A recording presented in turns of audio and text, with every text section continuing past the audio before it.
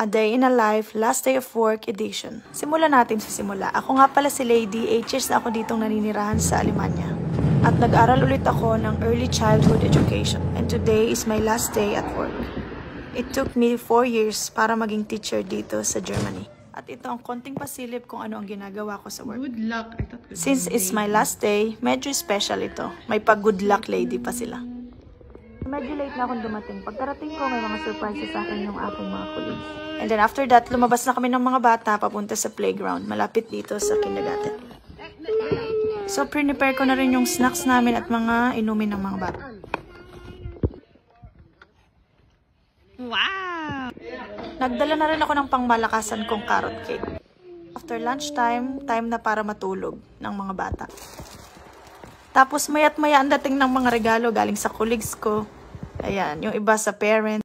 Habang nagpapatulog yung dalawa kong kawork, ako naman ang naglinis dito ng aming pinagkainan. Tapos ang mga bata, independent sila, kumakain na sila ng sarili nila. Nililigpit rin nila yung kanilang pinagkainan after. And then, ayan na, dinala ko na nga yung cake sa teacher's lounge para makakain din yung iba. I feel so appreciated from the parents and my workmates. So if you have any questions regarding my job, please comment down below and follow for more.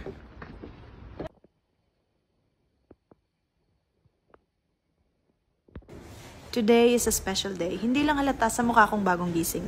So nakaschedule akong pumunta sa school para pick upin ko yung aking certificate. Ayan. So ayan, official na po tayo. Simula ngayon. Start na siya, nagkante at sirin. Bachelor Professional in Social Mission. Ayan, ibig sabihin, Early Childhood Educator na po tayo. Dako, thank you Lord. And to celebrate this success and these milestones, ayan, sinamahan ako ni Kumars to have some brunch. Sobrang saya ko ng araw na ito. Sulit yung 4 na taon na aking paghihirap. Paghihirap talaga.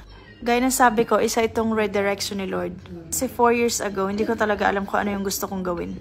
Then I was praying in the church to give me a redirection.